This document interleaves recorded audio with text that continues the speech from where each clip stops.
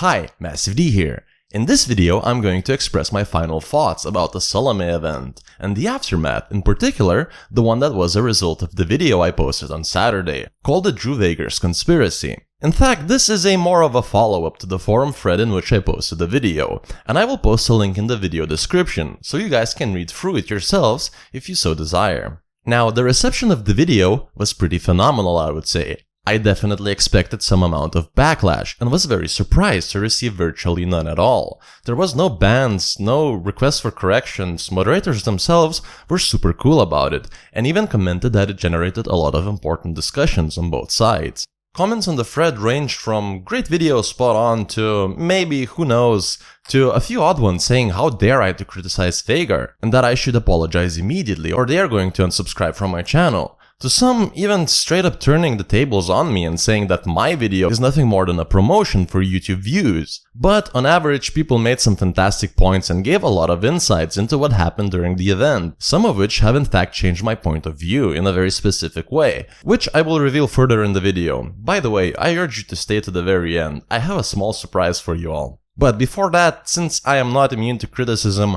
I would like to face my accusers and show you some of my YouTube statistics. Now, my channel is fairly young, however, I do get some revenue from it, about this much on average every month. Now, to put in perspective, the video I posted on Sunday took 7 hours to make. That's including research, drawing my own graphics in Photoshop, editing in Adobe Premiere, and the biggest time consumer for me personally is doing voiceover. I'm super bad at crafting a narrative and expressing myself with words. Therefore, it takes me literally hours to write down what I want to say on paper, and then do multiple takes while recording it, until I deem it to be a level of quality that would not be insulting to you, the viewers. Since I am self-employed, I spend a lot of my time, even during Sundays and Saturdays, mainly working, being an IT project manager in my own company. While working, on average, I can generate about 20 to 25 euros per hour net gain for myself. Therefore, every single YouTube video I make, excluding the streams, actually nets me a loss of roughly 100 to 125 euro. When I say net loss, I don't mean that masked men kick down my door and take away 100 euros every time I post a video. No, not at all. Plus, I really like making YouTube videos, but I wanted to give you some figures to paint a picture. On top of that, I have stayed very consistent in not begging for likes or shares or subscribes. I don't really think that YouTube will ever make me a living, definitely not without support on Patreon. Aha, you might say there is a Patreon button on your YouTube channel. However, if you clicked it, you would see that I never published my Patreon. I wanted to, but ultimately decided that I am not worthy of it. Certainly not at this point. Same thing with Facebook and Twitter. I did set them up, but I don't like to pester people with them, just like with likes or shares. So, am I a YouTube shill? I don't think it's up to me to decide.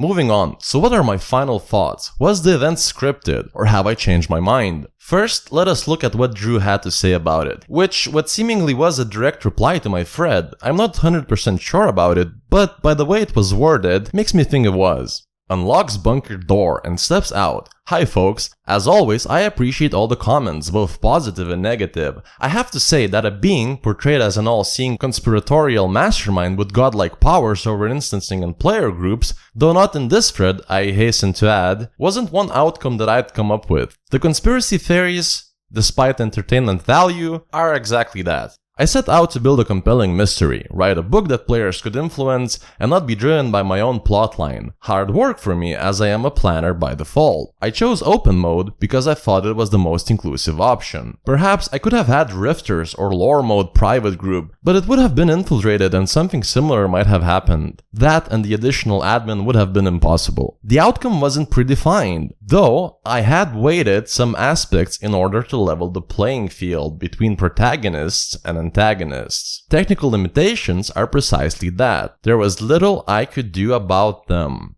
The technical limitations that he is talking about are things like instancing. However, there were more. Salome was to stay in quote-unquote Goldilocks zone, doing things that a player normally wouldn't do, for event purposes basically, exposing her for attacks and such. And on top of it, her ship build was tampered with. She was not to be too fast, not to jump too far. Shields not to be too strong. Now, I was messaged today by a few of my in-game friends, who told me of a phenomenal tactic that they plan to use during the event to kill Salome themselves, which, by their claims, was designed to very quickly take out a heavily engineered Imperial Clipper, literally in seconds. They used a heavily modified version of my stealth Eagle, video link in the description, equipped with Yuri Grom's containment missile, as well as 2 ion disruptor mine launchers, secondary Eagle with drag munition pack hounds, complemented with reverberating cascade mine launchers, and get this, an Imperial Clipper fully loaded with hull reinforcement packages,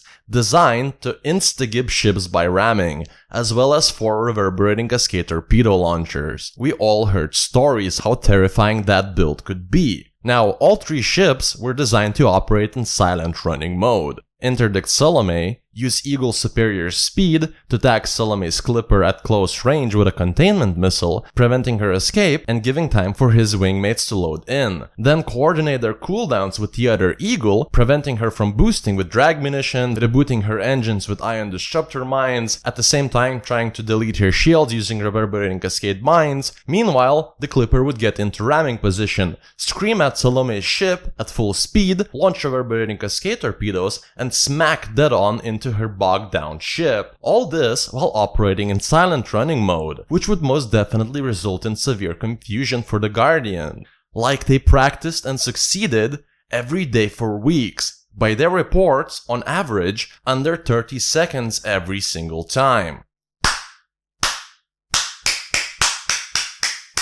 The absolute madman! Who would not have wanted to see that in action? I most certainly would have. The game already had mechanics necessary to take out an extremely engineered ship. No matter how fast it was traveling, no matter how far it was jumping, it was absolutely possible to set up traps, intercept, and kill Salome's ship with lethal tactics, extreme precision, and legitimately. There was no reason to lobotomize Salome. There was no reason to cripple her ship. There was no reason to think that players in this game were anything less but capable of doing it by themselves, using their own wits and tactics. And this was the exact point where I had a revelation. But in order for me to explain it, I need to introduce you to a few certain principles of mathematical laws in nature. I know it sounds complicated, but bear with me here. I need you to understand why the smallest changes matter. I thought about how to explain this without short-circuiting one half of my viewers and putting the other one to sleep. And I do believe I came up with a fun and interesting way. There is a way to visualize it. Imagine 2 dispensers. They both drop 1 grain of rice every second. However, there is a twist. The dispenser on the left has 47% chance to drop 2 grains of rice at any given time. And the dispenser on the right side has 53% chance to drop 2 grains of rice at any given time. Now, the keyword being, given enough time and doing these experiments repeatedly, the pile on the right will be bigger than the one on the left, with a frightening consistency. A fun fact, as reportedly by his wife, Albert Einstein one day slammed his work desk with his hands, threw everything that was on it on the floor, and left the house yelling, "I refuse to believe that God plays dice with the universe. Small changes matter." So, about my final judgment.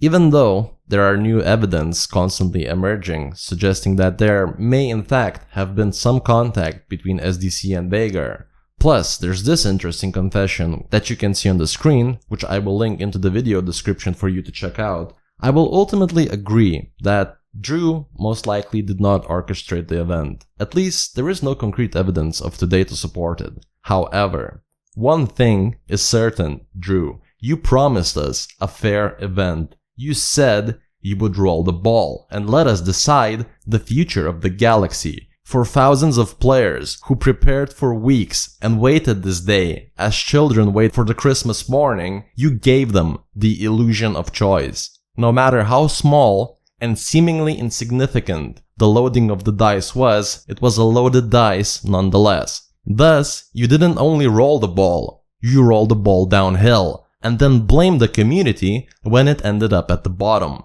You lied. And by design or sheer ignorance of the game mechanics, it no longer matters. You blame the community for not doing enough. Well, one man did something. He defied faith and changed the course of history. You promised a choice, Drew, and there will be a choice. However, the choice is no longer yours to make.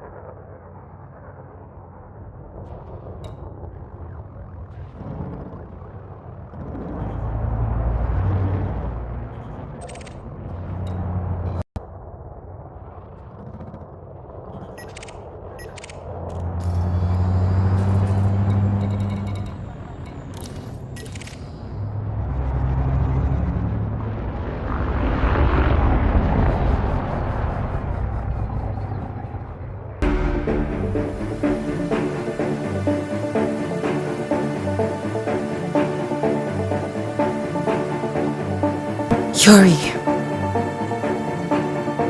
the strings are on us no longer.